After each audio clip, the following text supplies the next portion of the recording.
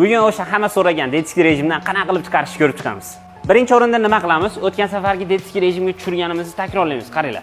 Gazni bosasizlar, ligish qulangan любой tormozni bosasizlar va kalitni ochasizlar. 15 sekund, 20 sekund kutamiz.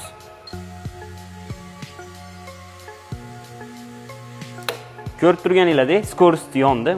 1 dan 2 gacha o'tkazib ko'ramiz. 1, 2, 3 qilib yondi. Endi buni kalitni o'chiramiz. O'chirganimizdan so'ng mana yoqqaninglarda tablo 25 ko'rsatib turibdi. 25 ko'rsatib turgandan so'ng skuterni bitta o'chirib yoqasizlar va chiroqni 10 martacha o'chirib yoqqaninglardan so'ng tablo o'zgaradi. O'zgargandan so'ng asl tezligini yana ko'rsatishni boshlaydi. Video foydali bo'lgan bo'lsa bizga obuna bo'lib qo'yishni unutmanglar. Bittadan mehnat uchun like ham bosib olsangiz bo'laveradi.